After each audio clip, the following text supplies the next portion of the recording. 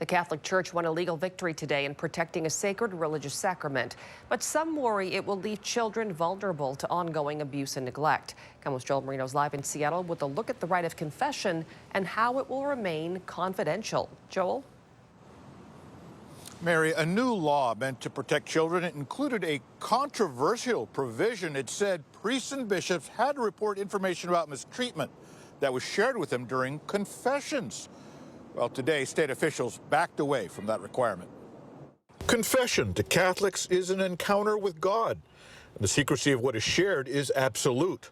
A state law that called on priests to break that confidentiality was a step too far for church leaders. This is a landmark settlement. I mean, Washington state has promised not to force clergy into making an impossible choice between either obeying their faith or complying with civil law. When state lawmakers passed SB 5375 and the governor signed it into law, it meant that Catholic priests and bishops for the first time were legally required to report child abuse and neglect.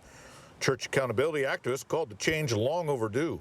The Catholic Church was fighting that a couple of years ago, even that. The Catholic Church sued, arguing that an exception must be made for confession. The courts ruled the new law unconstitutional and blocked it from taking effect.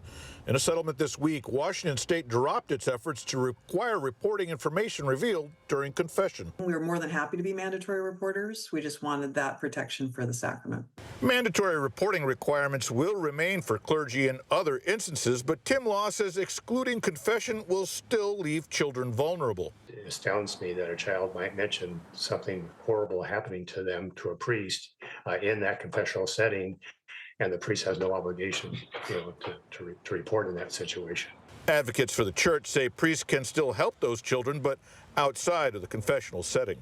So then the priest can say, we need to make sure you're safe. Let's leave the confessional and let's make sure that you're safe.